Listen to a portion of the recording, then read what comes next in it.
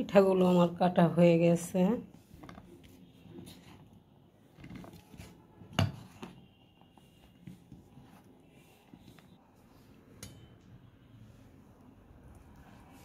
পেঁয়াজগুলো কেটে নিলাম। এখন আমি কাঁচামরিচগুলো কেটে নেব।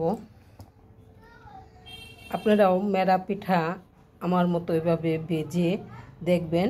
মেরা পিঠা আমার মতো এভাবে ভাজলে মেরা পিঠাটা অন্যরকম একটা টেস্ট বেড়ে যায়। সব কিছু আমার কাটা শেষ। এখন আমি চুলাতে চলে যাব। চলেন। আমি প্রথম তেল দিয়ে নিলাম। তেলটা আমার গরম হয়ে গেছে। এখন আমি শুকনো মরিচ ভেঙে কিছু শুকনো মরিচ দিয়ে দিলাম।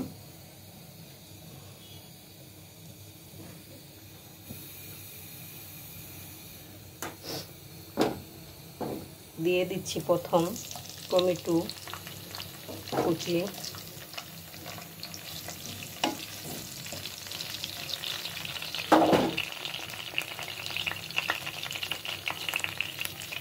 এখন দিয়ে দিচ্ছি পেঁয়াজ কুচি আর কাঁচামরিচ কুচি।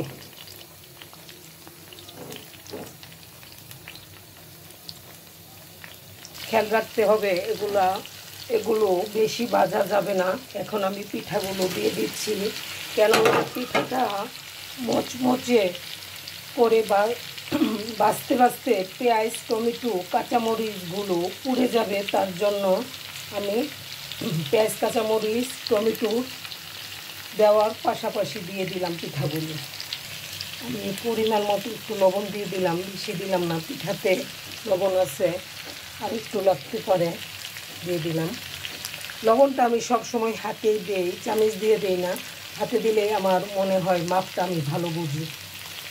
আমি এখন ডিম দিয়ে দিলাম। ডিমটা খেয়াল রাখতে হবে, পিঠাটা অর্ধেক হয়ে যাওয়া ভাজা অর্ধেক হয়ে গেলে ডিমটা দিতে হবে, কেননা না হলে ডিমটা বেশি ভাজা হয়ে যায়।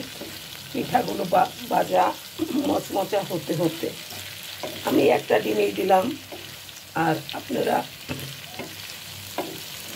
আরও বেশি দিলে দিতে পারবেন।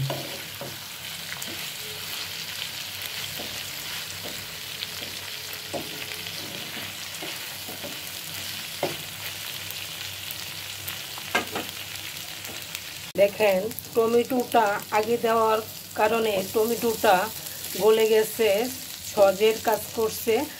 আর ডিমটা সবার লাস্টে দেওয়াতে এখনও ডিমটা সুন্দর আছে, মানে পুড়ে যায় নাই। আপনারা আমার মতো এভাবে করে মেরা পিঠা খেতে পারেন, ভালো লাগবে।